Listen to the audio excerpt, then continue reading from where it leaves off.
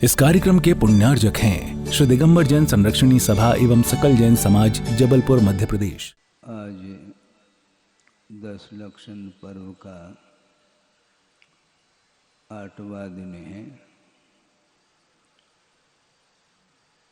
उत्तम त्याग धर्म के विषय में हमें कुछ समझना है। धर्म का स्वरूप समझने के उपरांत अब छोड़ना क्या है और किसको ग्रहण करना है, इसको और समझने के लिए ये अवसर आया है। त्याग किसका होता है और ग्रहण किसका होता है, इसको शांति से हमें समझना है। जब तक आत्मा में अशांति रहती है, आकुलता रहती है, जब तक निराकुल भाव जागृत नहीं होता है, तब तक क्या ग्रहण किया जाता है और किसका परित्याग किया जाता है, यह ज्ञान होना बहुत कठिन होता है।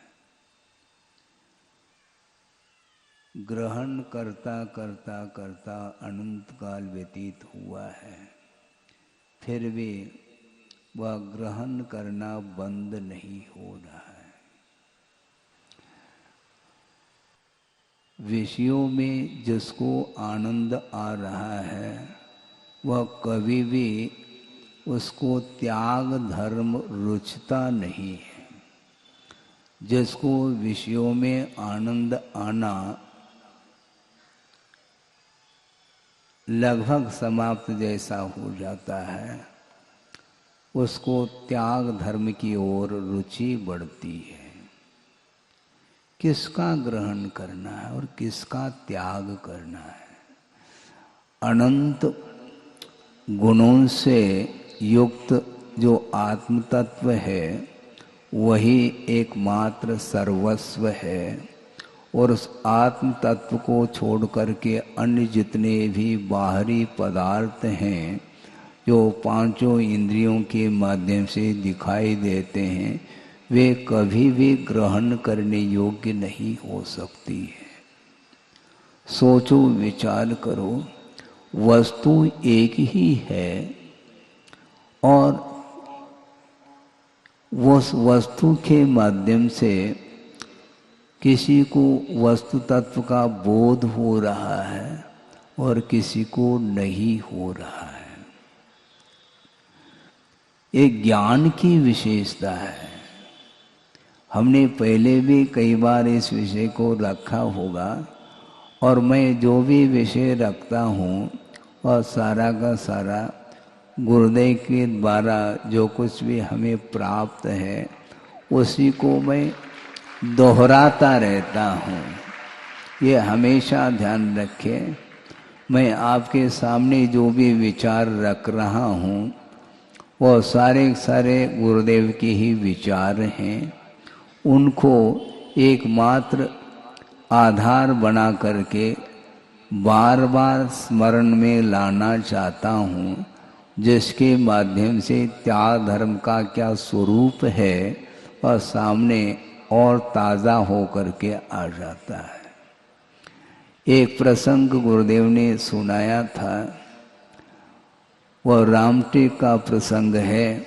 गुरुदेव की चिंतन की धारा तो देखो, कम से कम हम और आप भी पदार्थ को देखते हैं, अवलोकन करते हैं, किंतु हमारा ज्ञान काम नहीं करता है। वस्तु एक ही है किंतु दृष्टि का अंतर है। दृष्टि के माध्यम से ही वही वस्तु कर्म निर्जरा के लिए भी कारण बनती है और वही वस्तु कर्म बंध के लिए भी कारण बन जाती है। एक ही वस्तु है, दृष्टिकोण अलग अलग है। आप प्रभु की पूजा करते हैं, अथवा गुरु की पूजा करते हैं। अष्ट मंगल द्रव्य के माध्यम से पूजन होता है। उस सामग्री को, उस पूजन सामग्री को मंगल द्रव्य क्यों बोला? सुन रहे हैं आप? हाँ, उस अष्ट मंगल द्रव्य क्यों कहा? जबकि वह सामग्री आपने कहाँ से खरीदी, कहाँ से ली है, ज्ञात नहीं है क्या? दुकान में जा कर के अक्षत लेकर के आता, चावल लेकर के आए, बादाम भी लेकर के आए, और भी जो सामग्री है उसको लेकर के आए हैं, किंतु वह जब दुकान में सामग्री थी उस समय वह पूजन सामग्री नहीं मानी जाती थी। और मान लो आप भोजन करते हैं, उस समय भी वह सामग्री विद्यमान है क्या नहीं? जब रसोई घर में जाते हैं उस समय वह भोजन सामग्री आपके पास है। वहाँ पर थाली में बादाम भी परोस दिया गया है और भी अन्य वस्तुएं परोस दी गई हैं, किंतु वह भोजन सामग्री मानी जाती है। और चढ़ाने के लिए आपने हाथ में बादाम लिया है और मोक्ष फल प्राप्त ये फलम ऐसा कहा। वह सामग्री भोजन सामग्री नहीं, वह पूजन सामग्री है, लेकिन वस्तु तो वही है। वस्तु में कोई अंतर नहीं आया है, बादाम में कोई अंतर नहीं आया, फल में कोई अंतर नहीं आया है। फल में अंतर नहीं आते हुए भी दृष्टि का बहुत बड़ा अंतर देखने को मिलता है। इस प्रकार गुरुदेव का चिंतन चलता रहता है। सोचो, विचार करो कि वही सामग्री है, किंतु दृष्टि में अंतर आते ही वह अष्ट मंगल द्रव्य के रूप में उसको स्वीकार करते हैं। मंगल का अर्थ भी यही कहा है आचार्यों ने, जो मलम गालयति इति मंगलम, जो पाप रूपी मल को गलाने में जो कारण होता है उसका नाम मंगल कहा है। इसलिए एक छोटा सा बालक भी है, मान लो उसके हाथ में भी आपने फल दिया है, किंतु चढ़ाने के लिए दिया है, उसको भी ज्ञात है। ये संस्कार इसको बोलते हैं। छोटा सा बालक होने के उपरांत भी उस फल को वह खा नहीं रहा है, चढ़ा रहा है। ये किसका परिणाम है? इसको बोलते हैं त्याग, उत्तम त्याग। सोचो, विचार करो। आप तो बहुत बड़े हो गए हैं, पालक हो गए हैं, और बालक के अंदर भी संस्कार जो आए हैं, त्याग के जो संस्कार आए हैं, वह आपके माध्यम से ही आए हैं। वो संस्कार आ कैसे सकते? तो ऐसी स्थिति में वस्तु एक ही होते हुए भी कभी खाने की भावना, ग्रहण करने की भावना और कभी त्याग की भावना जो आती है, इसी को बोलते हैं धर्म का स्वरूप है। ये धर्म का जो स्वरूप है वह ग्रहण करना नहीं सिखाता, किंतु त्याग करना सिखाता है। ग्रहण पर का नहीं हो सकता, किंतु अज्ञान दशा में संसारी प्राणी ने अनंत काल से पर को ही ग्रहण करता आया है, जबकि वह आत्मा का स्वरूप नहीं है। वह हमसे वह पृथकभूत वस्तु है। तो ऐसी स्थिति में उसका मैं स्वामी कैसे हो सकता हूँ? किंतु ये ध्यान रखो, सम्यक दर्शन उत्पन्न होने के उपरांत भी स्वामित्व भाव का अभाव हो अनिवार्य नहीं है। सोचो, विचार करो। क्षायिक सम्यक दृष्टि है चक्रवर्ती, और 84 लाख हाथी और 18 करोड़ घोड़े और उतने ही संख्या में रथ और 9 निधि, 14 रत्न और 96,000 रानी। ये सारा सारा वैभव ये आत्म वैभव है क्या, हम पूछना चाहते हैं। आपके पास एक हाथी देखने को नहीं मिलेगा, एक घोड़ा देखने को मिल जाए तो बहुत बड़ी बात है। और 18 घोड़े और 84 लाख हाथी और रथ और 96,000 रानियों के साथ उनका संबंध है। आपके पास एक रानी मिल जाए बड़ी बात है? वो भी ढंग की नहीं है। सुन रहे हैं आप? एक रानी भी मिल जाए वह भी ढंग की नहीं। ढंग की नहीं मतलब उसमें कोई विशेष सुंदरता नहीं है। अप्सराओं के समान जिनकी रानियां हैं, 96,000 रानी, और उसके साथ वह संबंध रखता है। कौन रख रहा है? मिथ्या दृष्टि नहीं, क्षायिक सम्यक दृष्टि उसके साथ संबंध जोड़ रहा है। इसको बोलते हैं सम्यक दर्शन उत्पन्न होने के उपरांत भी श्रद्धान भले ही हो जाए कि ये पंचेंद्र के विषय हे हैं, छोड़ने योग्य हैं, त्यागने योग्य हैं, इस प्रकार श्रद्धान का विषय तो बन जाता है। इसके उपरांत भी त्याग की भावना बहुत कठिन है बंधुओं। है क्या वो उक्ति आती है, चक्रवर्ती की संपदा और इंद्र सरी के भोग काक बीट सम गिनत है। कौन? सम्यक दृष्टि लोग। इन कौन से सम्यक दृष्टि? इसको ध्यान में रखना है। यदि काक बीट के समान व कव्य के मल के समान व सम्यक दृष्टि के दृष्टि में वह प्रतीति में आ रहा है वह वैभव, किंतु वह कौन सा सम्यक दृष्टि है, हम पूछना चाहते हैं। उन वैभव के प्रति जिसका स्वामित्व विद्यमान है वह क्षायिक सम्यक दृष्टि हो करके भी वह उन पदार्थों को वह उसके साथ संबंध जोड़ रहा है। मैं इसका स्वामी हूं, इस प्रकार की परिकल्पना उसकी छूट नहीं रही है। मिथ्या दृष्टि की तो हम चर्चा ही नहीं करते हैं, हम सम्यक दृष्टि की चर्चा करना चाहते हैं। किंतु क्षायिक सम्यक दृष्टि होने के उपरांत भी पर पदार्थ को ग्रहण करने का भाव समाप्त नहीं हो रहा है। ये अनंतानुबंधी आशा नहीं है, उसकी तो कथा ही अलग है।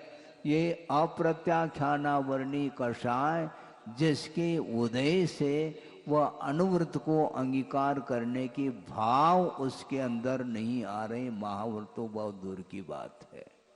सोचो, विचार करो, क्या सोचना चाह रहे हैं आप? त्याग की बात करो और उसमें भी उत्तम त्याग की बात करना चाहो, बहुत कठिन है, बहुत अत्यंत कठिन है ये छोड़ना। क्योंकि छोड़ने के उपरांत भी पुनः ग्रहण करने का भाव आ सकता है। इसलिए आचार्य कहते हैं छोड़ने के उपरांत उसको देखना नहीं। किसको? जिसको छोड़ा है उसको। मैंने इतना छोड़ा है। अच्छा, वो आपके थे क्या? जो हमसे वो भिन्न हैं तो उनका संबंध हमारे साथ हो कैसा सकता है? लेकिन कषाय के उदय में मोह के कारण उसके साथ वह संबंध जोड़ता ही रहता है। षटखंड अधिपति, हाँ पति बनो आप। 96,000 रानियों के साथ संबंध रख रहा है, वह पति बना है, स्वामी बना है, लेकिन इसके उपरांत भी वह जगतपति नहीं है। ये ध्यान रखो, जगतपति बनने के लिए वैभव का परित्याग करना पड़ता है, तब कहीं जा करके वह उत्तम त्याग की आराधना करने वाला सिद्ध होता है, ये ध्यान रखो। उत्तम त्याग धर्म की आराधना करना बहुत कठिन है। छोड़ने के उपरांत भी पुनः याद आता है मैंने इतना छोड़ा है, मैंने इतना छोड़ा है। छोड़ा कहाँ है फिर आपने? छोड़ने के उपरांत उसको भूलना चाहिए। धर्म को छोड़ा नहीं जाता, धर्म को ग्रहण किया जाता है। जो छोड़ने योग्य जो पंचेंद्रिय के विषय हैं उनको छोड़ना चाहिए। वस्तुतः ये जो धर्म है वह दो भागों में विभाजित हैं पात्र की अपेक्षा से। एक शुभोपयोग आत्मक धर्म होता है और एक शुद्धोपयोग आत्मक धर्म हुआ करता है। और शुभोपयोग आत्मक जो धर्म होता है वह परंपरा से मुक्ति के लिए कारण है। बंधुओं ये ध्यान रखो, परंपरा से मुक्ति के लिए कारण है और साक्षात वह स्वर्ग के लिए कारण है, ऐसा कहा। विशिष्ट पुण्य का संचय करता है और उसके माध्यम से उसको वैभव मिल जाता है और इंद्रादिक पदों को वो प्राप्त कर लेता है। यहाँ पर जिसने त्याग की आराधना की है और त्याग किया है, इसके उपरांत भी यदि मान लो वह त्याग करने के उपरांत भी वह शुद्धोपयोग आत्मक धर्म की परिणति नहीं बन पाती है, तो उसके माध्यम से वह स्वर्ग को प्राप्त कर लेता है और वहाँ से यहाँ पर आकर के मुनि बन करके मोक्ष का भाजन बनता है। कुंद कुंद स्वामी ने स्पष्ट ही कहा है, अजवि तिरयन शुद्धा अपा झावून लहय इंदत्तम लोयंती देवत्तम तत्व चुदा निवदिम जंती, ऐसा कहा। आज भी रत्नत्रय की आराधना के माध्यम से इंद्र पद को प्राप्त किया जा सकता है, लौकांतिक पद को भी प्राप्त किया जा सकता है और वहां से च्युत होकर के रत्नत्रय की आराधना के फलस्वरूप मोक्ष का वह भाजन बनता है। इसको उत्तम त्याग बोलते हैं। सोचो, विचार करो।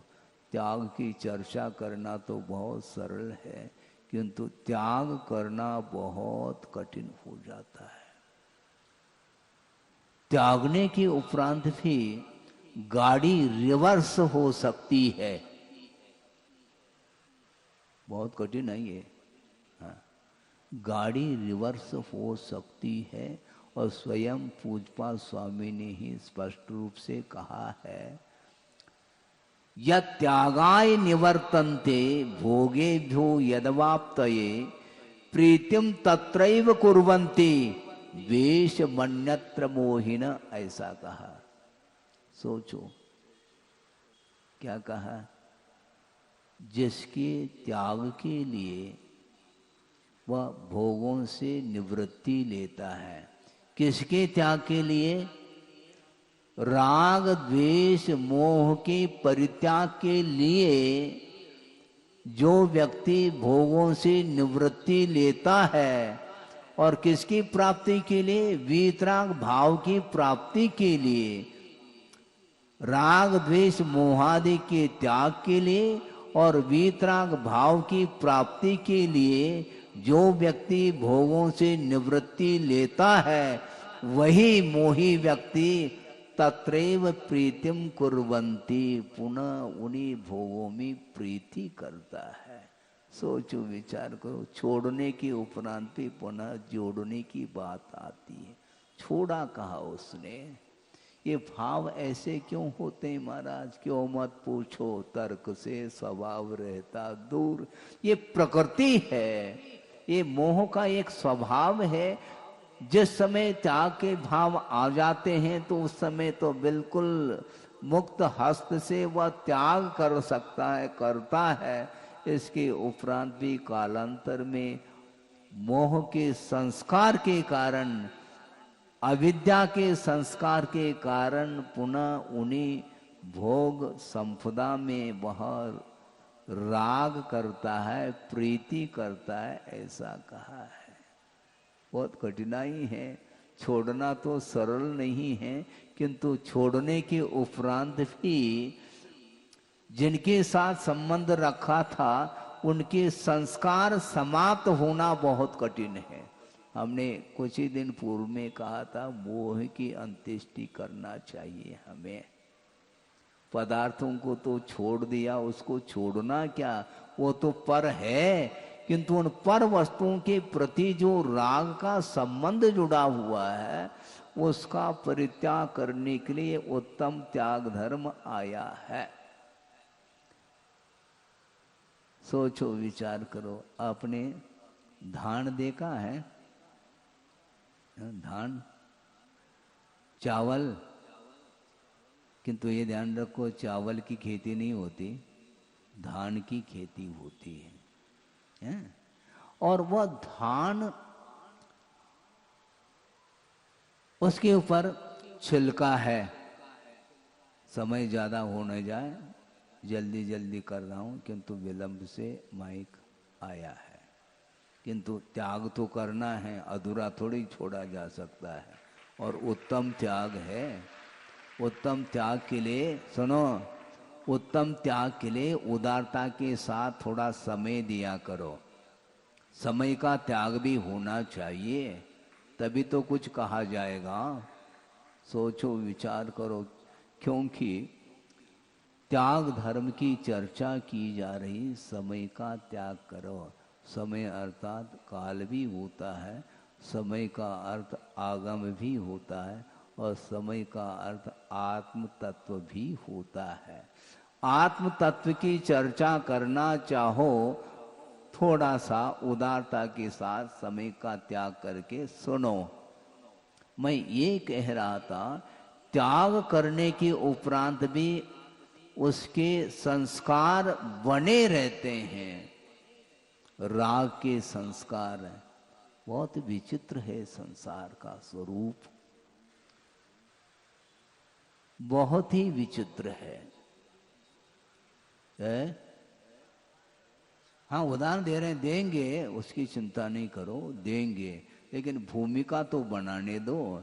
एकदम थोड़ी उदाहरण दिया जाएगा। आपको ध्यान है, बहुत अच्छी बात, हम भूल जाएं तो बता देना उस समय, भूलने का स्वभाव हो सकता है।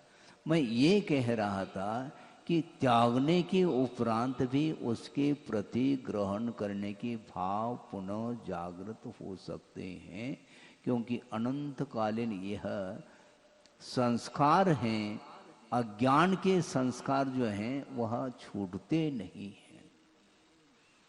स्वप्न में भी ग्रहण का भाव आता है। स्वप्न में त्याग का भाव आ जाए तो फिर कहना ही चाहिए, क्या कह सकते हैं। आते हैं त्याग के भाव, नहीं आ सकते, बहुत कठिन है वो। मैं उदाहरण ये दे रहा था कि धान है, धान के ऊपर छिलका है और उसके अंदर क्या है, चावल है, लेकिन चावल के ऊपर एक ललाई भी रहती है, ये ध्यान रखो। वो मौसल के माध्यम से धान को कूटा गया, धीरे धीरे कूटते हैं तो ऊपर का छिलका उतर जाता है।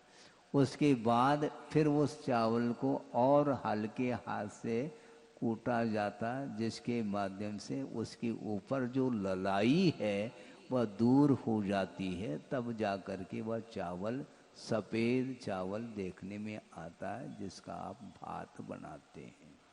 हमें पूछना चाहते हैं कि जो छिलका है चावल के ऊपर, उसको बिना उतारे अंदर की ललाई उतर सकती है क्या? ऐसा कोई मशीन हो? नहीं, कोई आधुनिक युग है भैया कि ऊपर का छिलका तो न उतरे और भीतर की वह ललाई उतर जाए, संभव नहीं है। उसी प्रकार बहिरंग परिग्रह के विमोचन के बिना भीतरी जो परिग्रह रागादिक भाव वह समाप्त नहीं हो सकते, ये सिद्धांत है। हाँ। महाराज हमारा इन पदार्थों के साथ कोई भी संबंध नहीं है।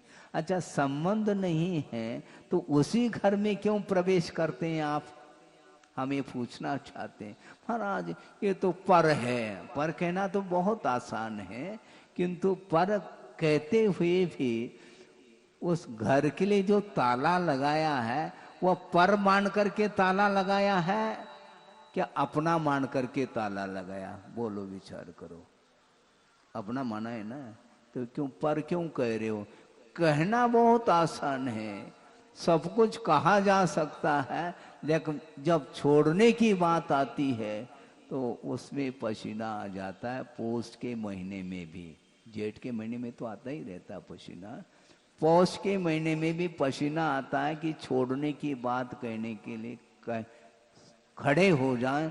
महाराज हमारी बस की बात नहीं। ठीक है, बस की बात नहीं तो ट्रेन में बैठ जाओ, और क्या। बस की बात नहीं है तो ट्रेन में बैठो। हमारी बस की बात नहीं, फिर किसकी बस की बात रहेगी? वो बहुत कठिन होता है। मैं ये कह रहा था, शायिक सम्यक दृष्टि होने के उपरांत भी स्वामित्व का भाव अभाव को प्राप्त नहीं होता जब तक असंयम की भूमिका है, तब तक। ये सारा सारा वैभव काक बीट सम गिनत है। सम्यक दृष्टि लोग ऐसा ये जो मुक्ति आती है, ये वीतराग सम्यक दृष्टि के लिए ये मुक्ति लागू होती है, सबके लिए नहीं। आप सभी सम्यक दृष्टि ये ध्यान रखो, मैं मान रहा हूं। क्यों? इसलिए मान रहा हूं, सच्चे देव गुरु शास्त्र के प्रति समर्पण भाव आप लोगों का है। मैं 10 दिन से देख रहा हूं।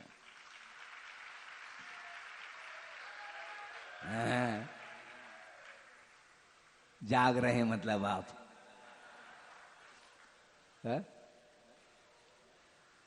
जागृत रहिएगा। केवल 10 दिन की बात नहीं कह रहा हूं, लगभग 5 महीने यहाँ पर जबलपुर शहर में रहते हुए मुझे हो गया है। और निरंतर दान की श्रृंखला, दान निरंतर, बिना गैप, बिना अंतर, निरंतर पुण्यार्जक व बढ़ते ही चले जा रहे हैं। क्योंकि अर्थ ये हुआ, मैं 5 महीने से उत्तम त्याग धर्म को देख रहा हूं, ये ध्यान रखो। केवल 10 दिन के लिए तो जो बाहर के आए हैं वह भदैया हैं, ये ध्यान रखो। वो सदैया नहीं, जो यहीं के लोकल हैं वो सदैया हैं। हाँ, क्योंकि बाहर से जो आए हैं वो यही देख रहे हैं कि कब उत्तम ब्रह्मचर्य हो जाए और हम निकल जाए यहाँ से। सोचो, विचार करो, बहुत दुर्लभ चीज है जिसको आप लोग निरंतर उस त्याग धर्म की उपासना कर रहे हैं। त्याग की भावना जागृत होना बहुत कठिन हो जाता है। मिथ्या दृष्टि के लिए तो कठिन, अत्यंत कठिन है। इसके उपरांत भी सम्यक दृष्टि के लिए भी कठिनाई हो रही है। तभी वह षटखंड अधिपति बनने के लिए वह 60,000 है ना, 60,000 वर्ष तक उन्होंने दिग्विजय किया है।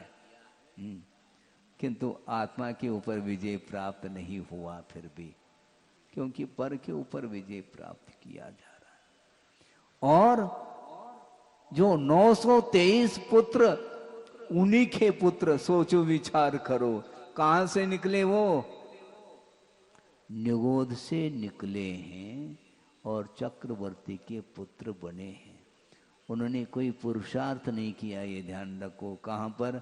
निगोद में रह कर, क्योंकि अनंत काल से वो निगोद में ही रहे। इसके उपरांत निगोद अवस्था को छोड़ करके वो किसके पुत्र बन रहे हैं? चक्रवर्ती के पुत्र बन रहे हैं, बिना पुरुषार्थ के। महाराज हम भी बन जाएंगे क्या बिना पुरुषार्थ के? तुम नहीं बनोगे, ध्यान रखो।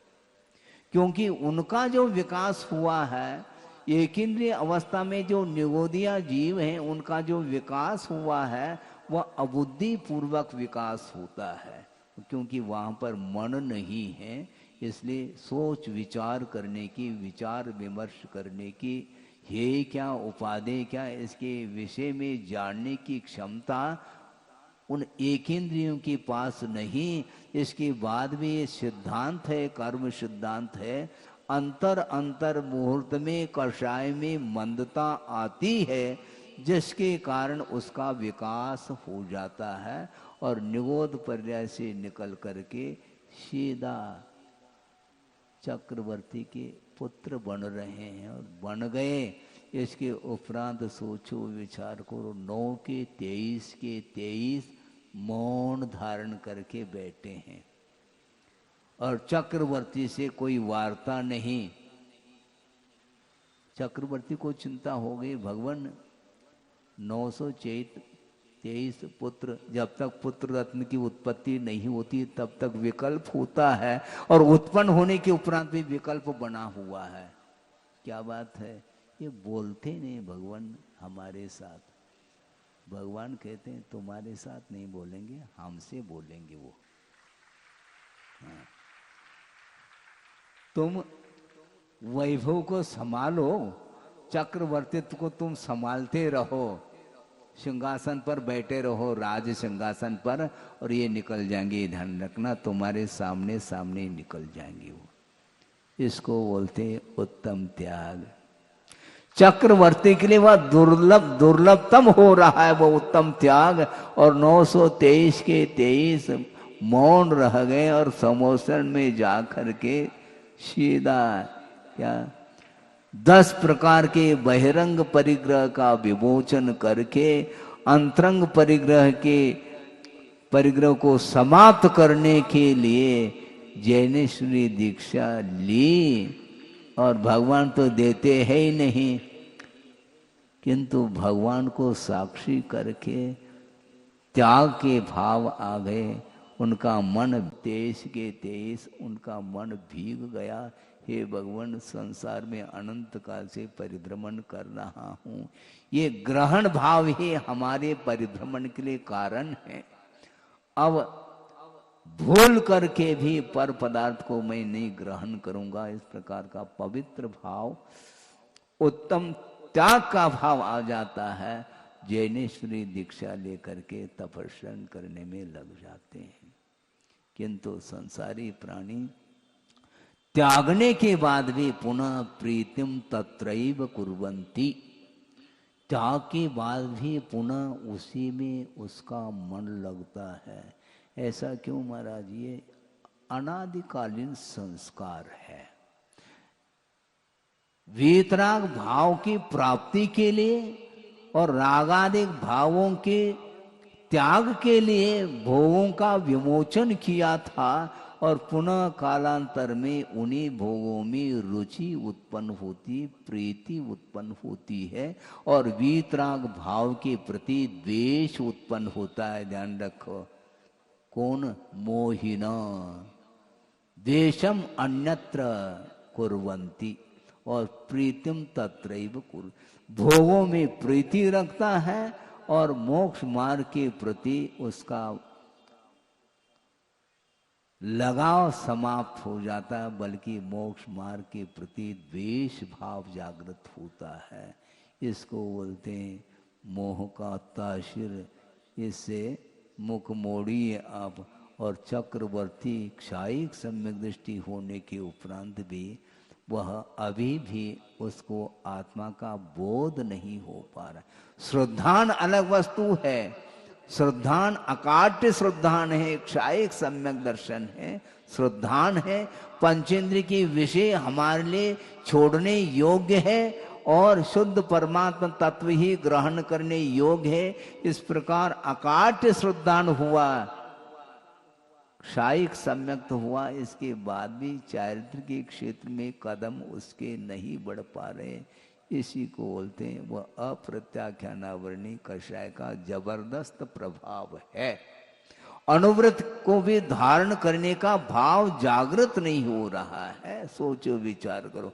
और 923 के 23 महाव्रती बन करके सकल संयम को अंगीकार करके उसी भव से मुक्त हो गए। आप कहाँ से मुक्त होंगे? जो यहाँ के हैं वह यहीं रहेंगे, और जो लाडगंज के हैं वह लाडगंज चले जाएंगे, जो हनुमान ताल के हैं वह उस ताल में चले जाएंगे, भिन्न भिन्न कॉलोनी से आए वो वहाँ पर चले जाएंगे, और मान लो आउट ऑफ जबलपुर के हों तो वो बाहर चले जाएंगे, बाउंड्री वाल की बाहर। वो होता ऐसा ही है, क्या कर सकते हैं। बहुत दुर्लभतम वस्तु है बंधुओं, संयम को अंगीकार करना, त्याग को स्वीकार करना बहुत कठिन होता है। जबकि पर पदार्थ होते हुए भी उसके साथ संबंध ऐसा जोड़ रहा है जैसा उसके साथ बिल्कुल ऐक्य संबंध हो। सोचो, विचार करो। एक प्रसंग आपके सामने रख रहा हूं, गुरुदेव की निरीहता। आप अलर्ट हो जाइए, गुरुदेव की निरीहता तो देखो। किसी ने कहा कि महाराज आपका संग सबसे बड़ा है। हमारे लिए कहा था उन्होंने, उन्हीं के लिए हम कहना चाहते हैं, महाराज आपका संग तो बहुत बड़ा है, सबसे बड़ा है। अन्य संग की अपेक्षा से आपका जो संग है, उपसंग, बहुत बड़ा है महाराज। उनको कहा तुम भूल रहे हो, ये मेरा संग नहीं, मैं संगस्थ हूं।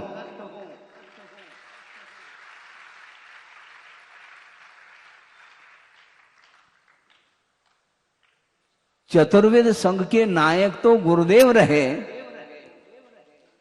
और मेरा कौन सा संग हो सकता है? इस मेरे तेरे को ही समाप्त करना है, इसी का नाम उत्तम त्याग माना जाता है।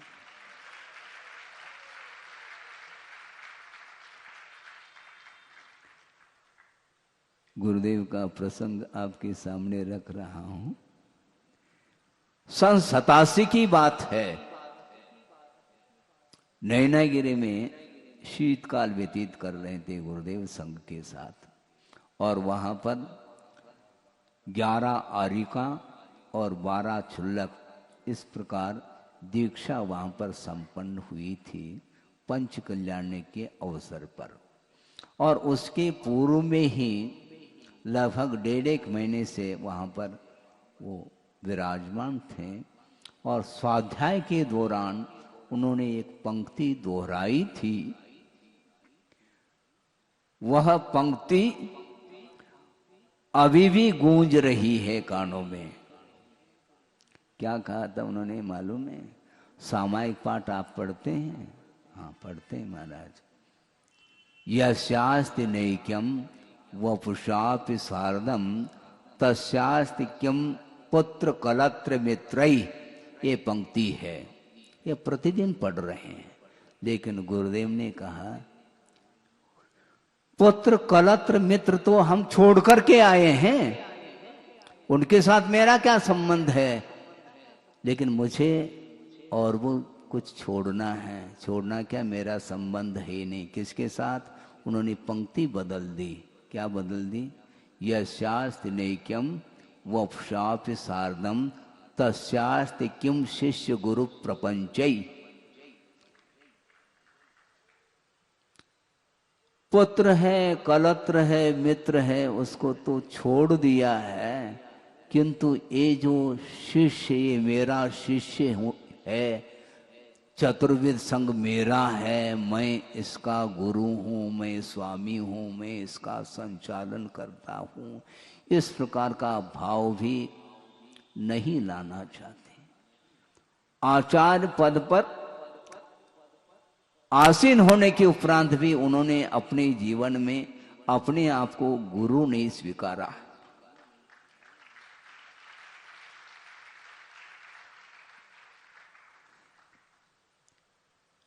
मैं समझता हूं इसलिए नहीं स्वीकारा होगा क्योंकि उनके हृदय में आचार्य ज्ञान सागर महाराज थे।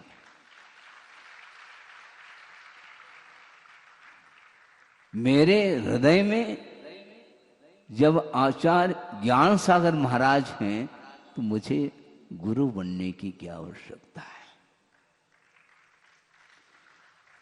इसको बोलते निरीता। और हम क्या सोच रहे हैं, हाँ, हम बैठे बैठे बैठे आकाश के तारे तोड़ना चाहते हैं। गलत बात है। वस्तुतः आत्मा का जो कल्याण होता है, मेरा और तेरा इसका संबंध जब तक नहीं टूटेगा तब तक वह उत्तम त्याग धर्म संभव ही नहीं है। सोचो, विचार करो। चतुर्विध संघ का निर्माण किया, सैकड़ों आरिकाएं बनी और श्रमण संघ का भी निर्माण किया, और इसके साथ साथ ब्रह्मचारी और ब्रह्मचारिणी के रूप में संख्या तो अनगिनत है, और घर में साधना करने वालों की संख्या तो कुछ पूछो ही नहीं।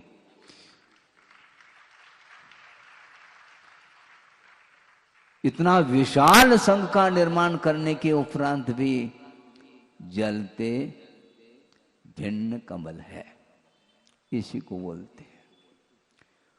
कोई भी लिप्तता नहीं, कोई संबंध नहीं, क्योंकि केवल कर्तव्य करना है।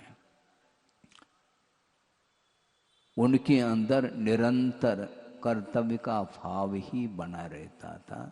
उनका ये कहना है कि आचार्यों ने, आगमकारों ने यही कहा है, जिस प्रकार तुम अपना आत्मकल्याण करना चाहते हो, उसी प्रकार कोई दूसरा मुमुक्षु भव्य कल्याण करने के लिए आता है, मान लो, तो कर्तव्य के दृष्टि से उसका कल्याण कर लेना चाहिए। केवल कर्तव्य, कर्तृत्व के लिए कोई स्थान नहीं। मैंने किया, क्या तुमने किया? मैंने कुछ नहीं किया, क्योंकि बड़े बड़े आचार्य गए हैं और उनके सामने मैं क्या कर सकता हूँ। इसलिए बार बार प्रतिपल वो अपने गुरुदेव का स्मरण करते हुए कर्तव्य का पालन करते रहे। 50-55 साल तक उन्होंने कर्तव्य का ही पालन किया, और कर्तव्य का ही बहुत दिया है उन्होंने। ये ध्यान रखो, कर्तृत्व के लिए नहीं, क्योंकि कर्तृत्व ही संसार के लिए कारण है। इसी का नाम सत्ता। सत्ता का अर्थ क्या? आधिपत्य। जैसे षटखंड अधिपति, किंतु आचार्य कहते हैं ये अधिपति मत बनो, किंतु आत्म तत्व को प्राप्त करना है। शुद्ध परमात्म तत्व को जो प्राप्त करने की दृष्टि हमेशा रखता है, वह हमेशा लोक के अग्रभाग पर जाकर के विराजमान होगा। आपको कहाँ जाना है? फ्लाइट से जाना है क्या? है? क्यों? विमान से जाना है? विमान से नहीं जाओ। एक समय में लोक के अग्रभाग पर जाकर के विराजमान हो सकता है वह आत्मा। उसके अंदर वह शक्ति है। ध्यान के माध्यम से, त्याग के माध्यम से उसकी ऊर्ध्व गति होती है, और सत्ता के माध्यम से अधोगति का वह पात्र बनता है। संयम की ओर ध्यान नहीं रखता, त्याग की ओर दृष्टि नहीं रखता, तो ऐसी स्थिति में वह जीवन भर वह दूसरे के ऊपर वह नियंत्रण, अनुशासन, किसके ऊपर? आत्मा के ऊपर अनुशासन करो। दूसरे के ऊपर हमें शासन नहीं करना है, किंतु हम स्वयं शासित नहीं हुए हैं।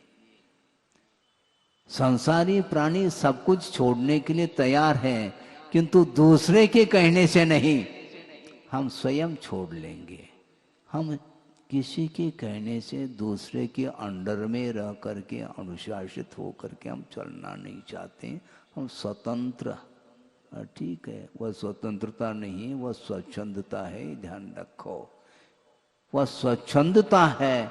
आचार्यों ने यहां तक कहा कि पंचम काल में श्रमण भी क्यों ना हो, उसको स्वतंत्र विहार न करने के लिए निषेध किया है, क्योंकि उसके माध्यम से स्वच्छंदता हाथ लगती है, स्वतंत्रता नहीं लग सकती। चारित्र में शिथिलता आती है, इसलिए निर्दोष चर्या का जो पालन होता है वह गुरु के सानिध्य में रह करके ही वह रत्नत्रय की सुचारू रूप से वह उसका पालन कर सकता है। इस प्रकार कुंद कुंद देव का ये कहना है, मेरा शत्रु भी क्यों न हो वह अकेला विहार न करे, ऐसे आगम में लिखा हुआ मिलता है। इसलिए हमें उत्तम त्याग धर्म की आराधना करने के लिए यह जीवन मिला, ये पर्याय मिली है। किंतु संसारी प्राणी छोड़ने के उपरांत भी पुनः उसी ओर ध्यान ले जाता है, हमने ये छोड़ा, ये छोड़ा, ये छोड़ा।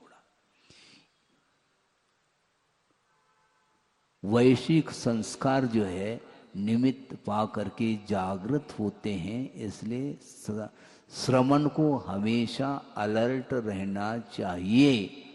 धर्म ध्यान करना आसान नहीं है बंधुओं, बहुत जल्दी आर ध्यान का भाव आ सकता है। छोड़ने के बाद भी एक राजा है, 2 मिनट में इस विषय को कर करके मैं पूर्ण कर रहा हूँ, क्योंकि विलंब से चालू हुआ है इसलिए। हाँ चलिए, एक राजा है और उसने राज किया जीवन भर और अटूट संपदा का वह धनी है, और एक दिन उसको वैराग्य हो जाता है। वैराग्य के लिए कई प्रकार के निमित्त मिल सकते हैं। छोटे छोटे निमित्तों के माध्यम से भी वैराग्य जागृत हो सकता है। ऐसा नहीं कि बड़े बड़े निमित्त मिल जाए। महाराज आपको वैराग्य के लिए क्या निमित्त मिला, ये वो महाराज संस्मरण सुनाओ। किसी ने कहा आचार्य महाराज को, महाराज आपको वैराग्य हुआ, बहुत देख करके हमें विस्मय होता है। इस यंग एज में 20-22 साल की उम्र है और निर्ग्रंथ अवस्था को अपनी धारण कर लिया, उस वैराग्य के लिए कौन सा निमित्त महाराज? क्योंकि आपने तो संसार किया नहीं, आपको संसार का कोई अनुभव तो है ही नहीं, और वैराग्य क्यों हुआ? उन्होंने ये कहा, आप लोगों के जो चेहरे हैं ना, इनको देख करके वैराग्य हुआ।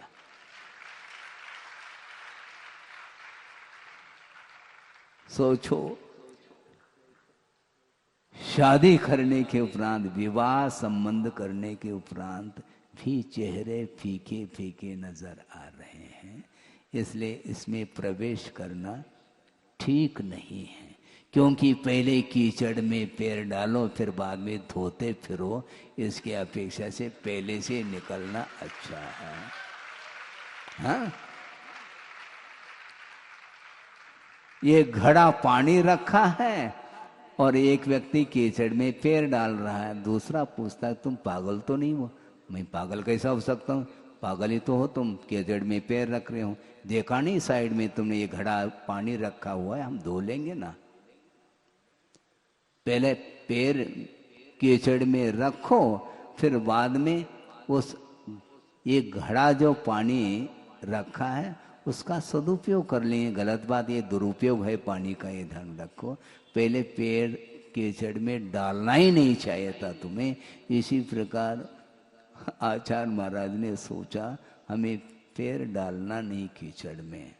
तो मैं ये कह रहा था कि एक राजा है, अटूट संपदा है, किसी भी निमित्त को लेकर के उन्हें वैराग्य हो गया, और जैनेश्वरी उन्होंने दीक्षा ले करके, दीक्षित होकर के एक सुदूर पर्वत के ऊपर बैठ करके ध्यान कर रहे हैं। बहुत शॉर्ट कर रहा हूँ। और ध्यान कर रहे हैं, अंतर्मुक्त ध्यान लगता है। उसके उपरांत या तो केवल ज्ञान होना है या तो फिर बाहर आना।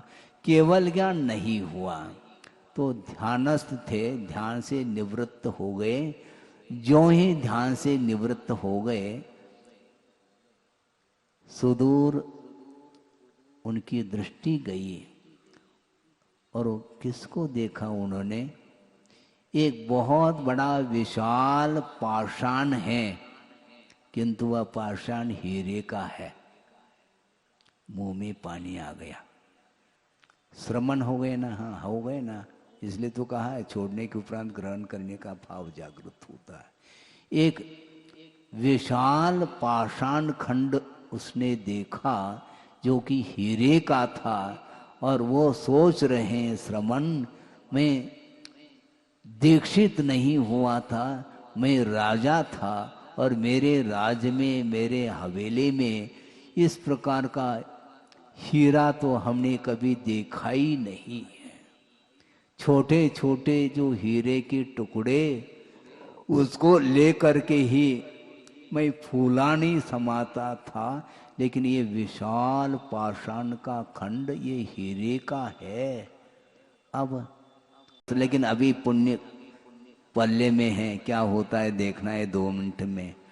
और उस पाषाण खंड को लेने का भाव हो रहा है।